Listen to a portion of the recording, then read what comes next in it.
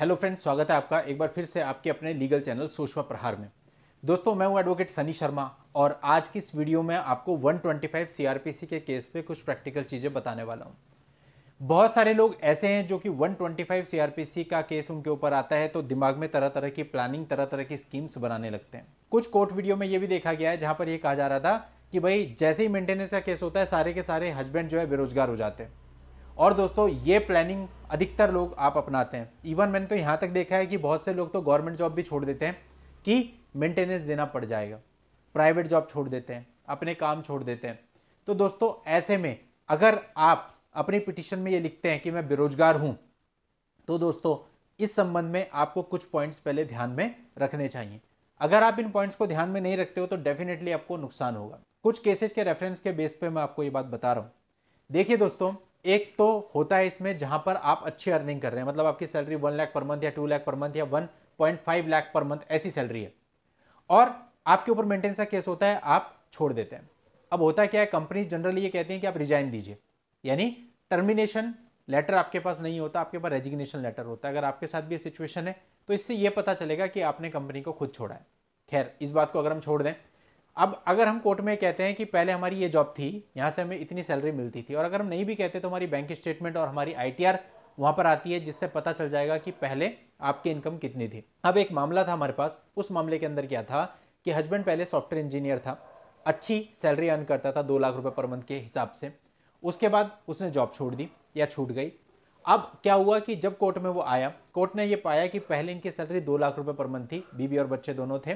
तो वहां पर कोर्ट ने पुरानी वाली सैलरी के आधार पे कि आप में इतनी क्षमता है, आप दिखा रहे हैं बेरोजगार हैं, तो उसी के हिसाब से मेंटेनेंस बांध दिया 40,000 पर मंथ। तो दोस्तों इस तरह से होता है। सेकेंडली, अगर आप ये कहते हैं कि आप बेरोजगार हैं, मान लेते हैं आपका पुराना कोई रिकॉर्ड भी नहीं है, बैंक में कोई ट्रांजेक्शन डिटेल नहीं है, आपके पास सारा कैश में आता था, मान लेते हैं, और आप दिखाते हैं कोर्ट में बेरोजगार हूं, दोस्तों ये भी ठीक नहीं है।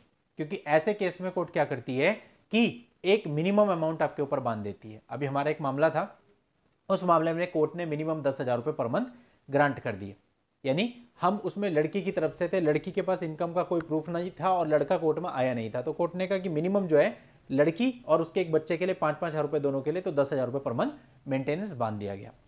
अब दोस्तों, अगर वो लड़का कोर्ट में आता तो वो अपनी बात कहता। अगर वो लड़का आके कह देता कि मैं कहीं पे वर्कर का काम करता हूं और मेरे को वहां से 10,000 रुपए मिलते हैं, 8,000 रुपए मिलते हैं, तो दोस्तों वो उसके लिए ज्यादा फायदेमंद होता।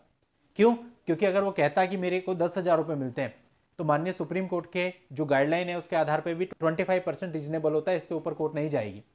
तो 10,000 का 25% भी करते तो वाइफ के लिए केवल 2,500 रुपए बनते और 25-2500 रुपए दोनों के लिए भी बांधे जाते, तब भी 5,000 रुपए मेंटेनेंस लगता। लेकिन वर्तमान समय में उसका कितना लग गया?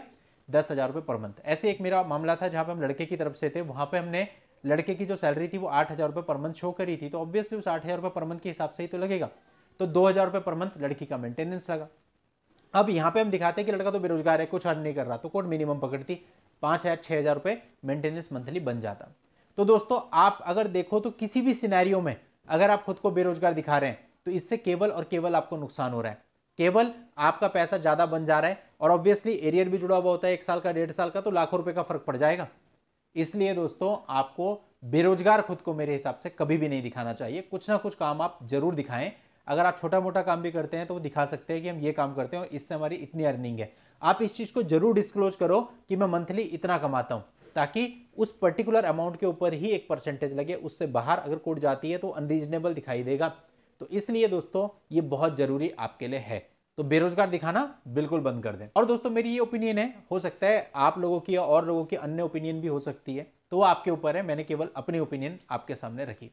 आज के इस वीडियो में इतना ही। नेक्स्ट वीडियो में नई जानकारी के साथ मैं आपसे फिर मिलता हूं। तब तक के लिए goodbye and thank you for watching. Take care.